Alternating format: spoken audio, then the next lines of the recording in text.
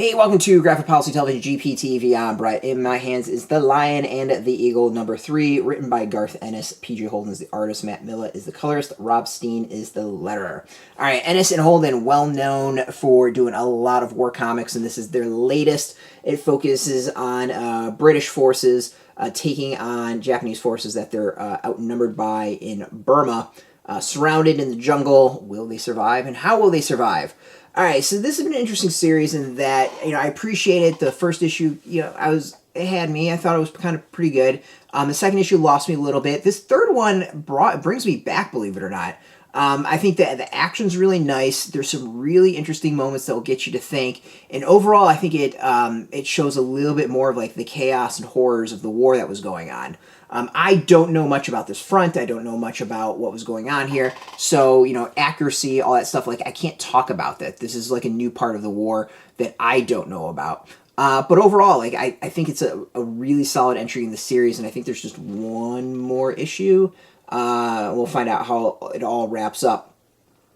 But yeah, it's really kind of interesting. I think the thing that I appreciate about this one is, the first two issues really set up kind of the leadership of this particular force and kind of what was going on, the settings, all that. This one really dives more into the politics of it, the social aspects of it. Here we have British soldiers commanding Gurkha forces. There are some British forces as well to protect Burmese and Chinese individuals against Japanese forces. Now the question would be, and what's brought up here, is why would the British do this? Like, what is the reason for this? And then the other would be is why do you need a British battalion in with the Indian forces as well? Like, all that stuff's really discussed, and I think it gets really interesting to throw it out there that, like, yeah, World War II, it was pretty clear who the bad guys were. I don't think many would argue on that one. Unfortunately, more, it seems like, nowadays would. But, there's also some pretty not good reasons for some of these battles as well. So I think it's actually really interesting diving into that. And to me, I think it shows the depth that the creative team goes to kind of put in some accuracy to the story. Also, it just shows the chaos going in this.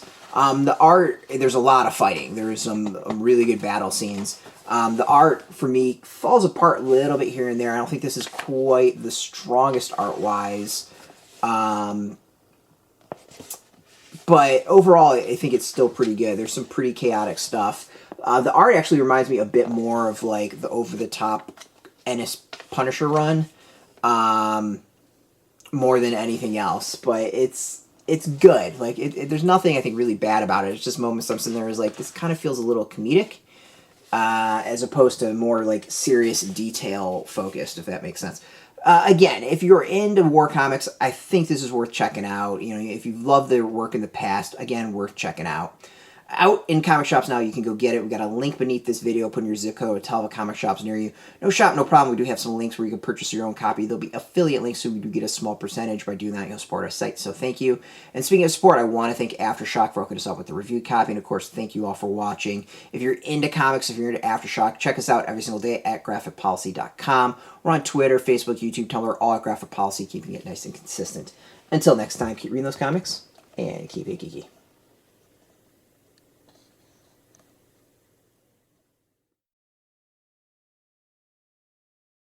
Hey, thanks for watching the previous video from Graphic Policy Television. Just by watching, you help support our site. Thank you so much. Now, if you're watching these videos, you probably care about geeky things like movies, television, comic books, toys, games, video games, you name it. You can go and subscribe right now to our YouTube channel to stay in touch and catch all the new videos, or check out our website at graphicpolicy.com. There's a nice link on this end of the video. But as always, thank you for watching. Keep on rocking and keep it geeky.